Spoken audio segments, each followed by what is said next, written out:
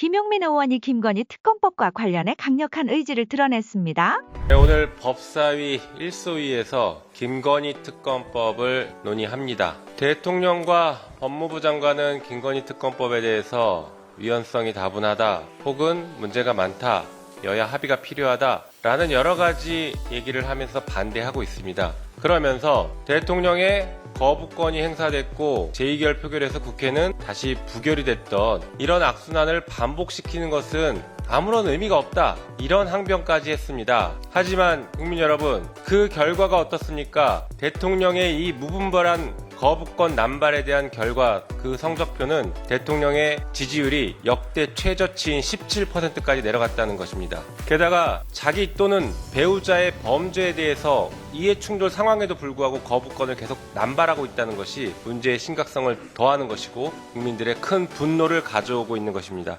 민주당은 반드시 김건희 특검법을 관철시키도록 하겠습니다. 대통령실과 그리고 정부 그리고 국민의힘 여당은 정신 차리고 이 정의 실현의 물결에 함께 동참하기 바랍니다. 한편 민주당은 위법한 시행령에 따라서 만들어진 경찰국 그리고 법무부의 인사정보관리단과 같은 것을 운영하는 예산을 과감하게 삭감하겠습니다. 위법한 시행령에 동조할 수 없습니다. 더 나아가서 사용처를 전혀 증빙하지 못하고 있는 검찰 특활비 역시 전액 삭감할 것입니다. 이러한 기조에 대해서 어제 박성재 법무부 장관은 법사위에 나와서 이렇게 얘기했습니다. 국민에게 절실하고 중요한 수사를 하지 말라는 의미로 들린다. 그러니 수사를 할 수 있게 특활비를 달라. 이런 요구를 했습니다. 그런데 모 언론사에서 그리고 하승수 변호사가 받았던 검찰 특활비 영수증 사용 내역 등을 확인해 보면 정말 기가 찹니다. 수사에 썼다라고 전혀 볼 수 없습니다. 코웨이 공기청정기 렌탈비,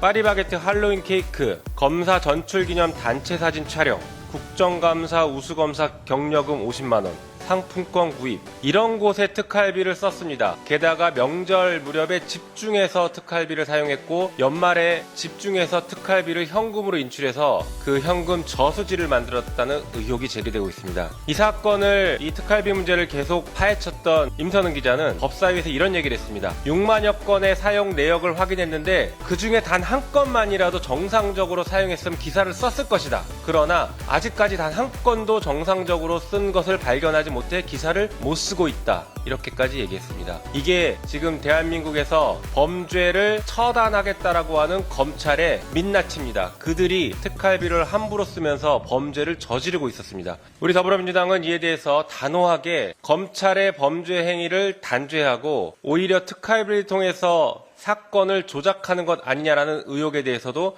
단호하게 대처하기 위해서 검찰의 특활비를 과감하게 전액 삭감할 것을 강력하게 추진하겠습니다. 이상입니다.